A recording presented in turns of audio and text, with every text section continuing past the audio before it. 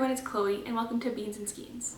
Today I'm going to talk about my top book recommendations to accompany your next crafty project. In the past year, I have discovered audiobooks, which means that I can read and knit at the same time. I don't mean to be dramatic.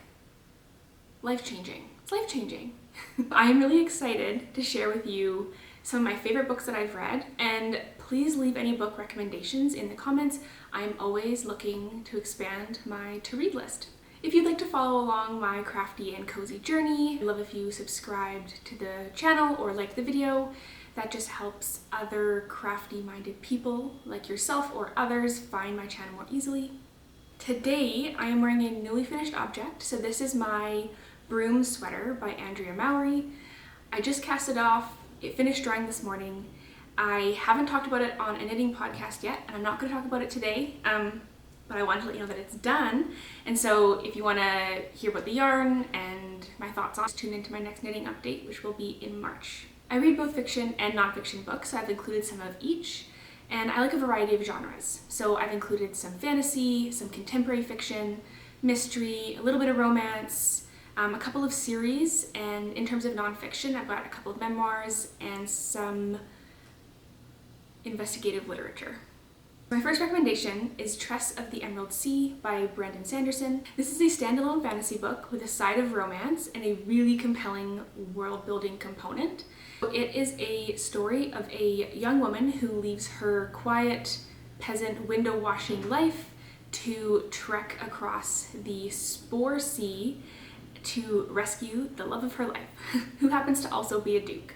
She has to confront a sorceress who has taken him hostage. I really like the way that this book approached the peasant to nobility romance trope. I think there's a tendency sometimes to focus on what one would be giving up by having this romance. You know, for example, from the point of view of like the nobility, maybe they have to give up their noble title to be with this person. Or from the point of view of the peasant, they will now be in the public eye and everything will be more difficult.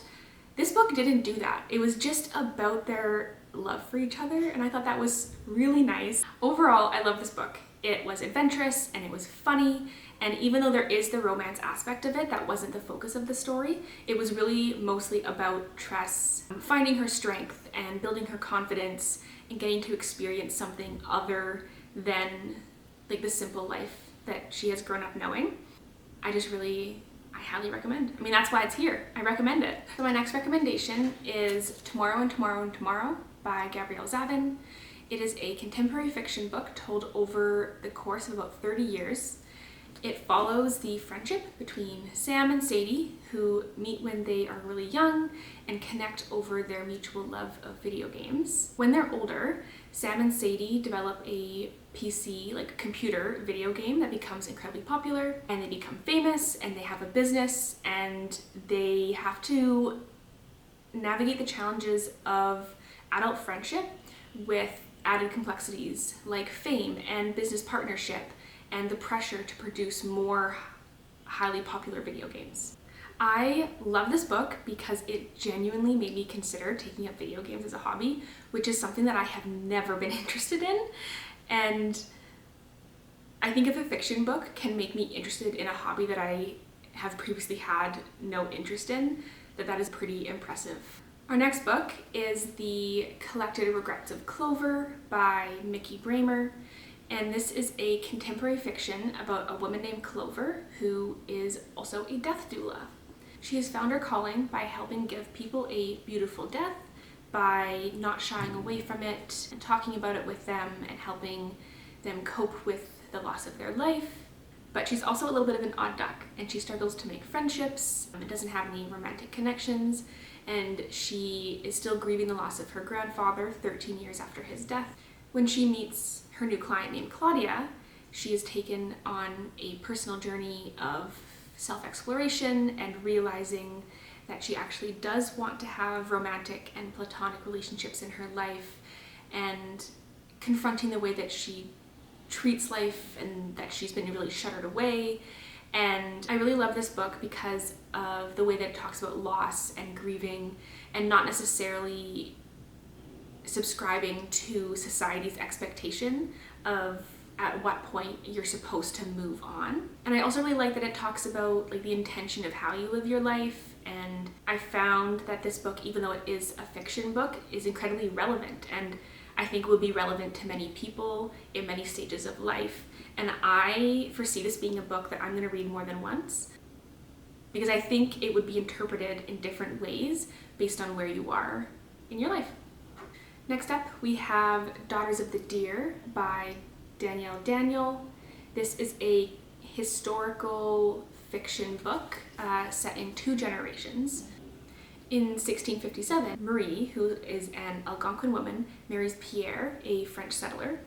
And she does this not because she loves him, but because she can see the value of marrying him to protect her community from starvation and disease.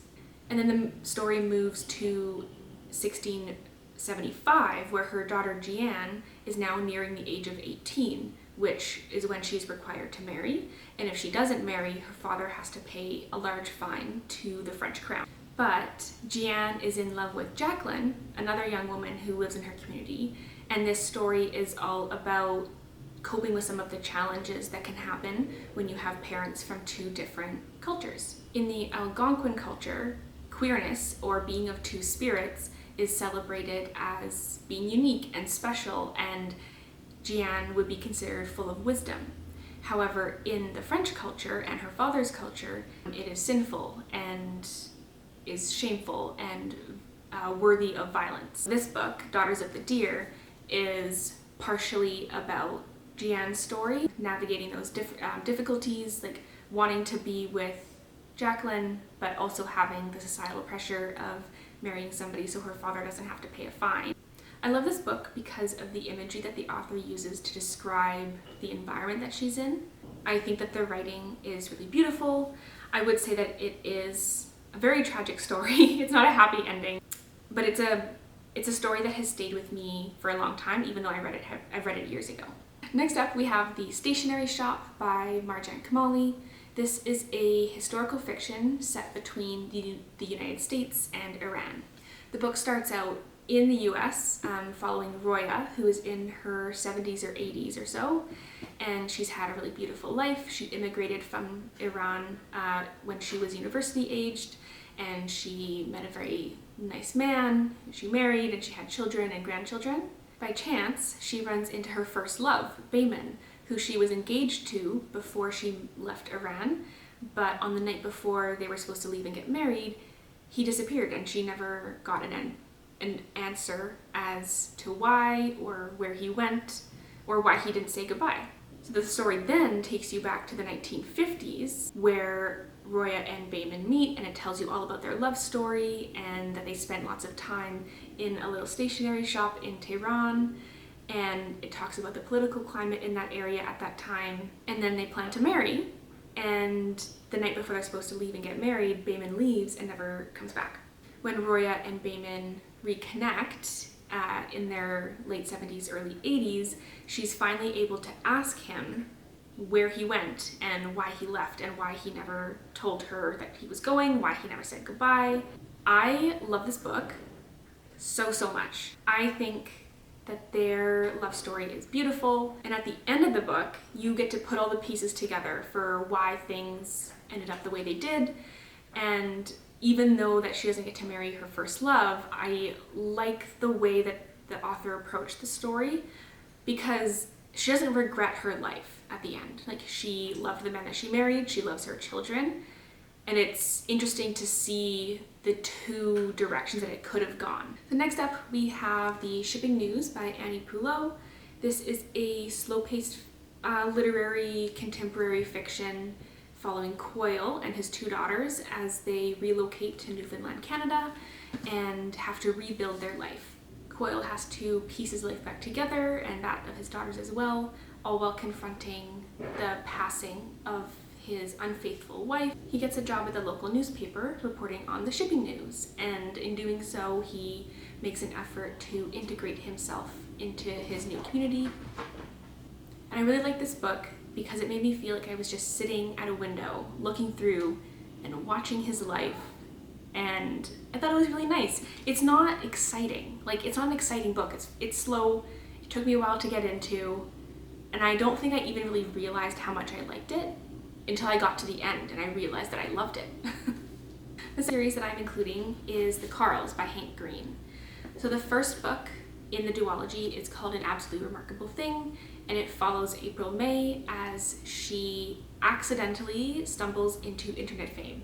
April finds a random massive sculpture in the middle of New York City and calls her friend Andy, and they make a silly video for YouTube where they refer to the sculpture as Carl. And when they wake up the next morning, their video has gone insanely viral, and it turns out that there are now Carls that have shown up mysteriously in many cities throughout the whole world. The book addresses lots of topics like social media and internet fame and radicalization in a way that's kind of silly and totally outlandish and involves massive sculptural beings from outer space. Now I have 3 nonfiction recommendations as well to include. So the first is Empire of Pain by Patrick Grattan Keefe. Patrick is one of my favorite nonfiction authors. He does really incredible investigative journalism and investigative writing, and he has a way of framing a factual story in a way that feels like a narrative. At no point in any of his books, including this one, do I feel like I'm reading a nonfiction. So the Sackler family is responsible for the production and marketing of OxyContin in the United States, and this book covers over 3 generations, the build-up of this family in America and how they got to where they are and how they became so impactful in so many people's lives. Next up, we have A House in the Sky by Amanda Lindhout. This is a story, well, it's a memoir about a Canadian journalist and how she first starts and gets a love for traveling and then ends up in a career in traveling television and journalism.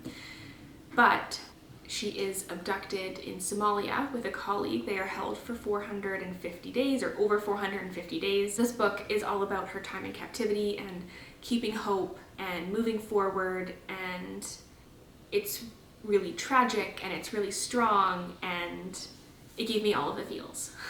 I wish that I could read this book again for the first time because I just think it was really excellent. So last up is Know My Name by Chantal Miller. And this is a memoir written by the survivor of an assault by Brock Turner in 2015. In her book, she addresses some of the challenges around like mental health following the assault and dealing with the court system as a victim of sexual assault, and also around the crisis of identity that she experienced after the assault happened between being a survivor or a victim and an individual. And she also talks about the cultural bias of protecting perpetrators, which we see all the time. So I'm not gonna lie, this book is enraging. It made me angry, so angry. That being said, I think it's important. I think that the author is very vulnerable and real, and I commend her for her bravery, for putting her story out there. And it was a really excellent book. So if it appeals to you, reading about it, I highly recommend this one as well. Thank you so much for joining today. I hope that you got at least a couple recommendations off this list that you think that you would like to listen to. And again, leave your recommendations for me or other viewers in the comments because I'm always looking for new books. So thanks, and see you next time.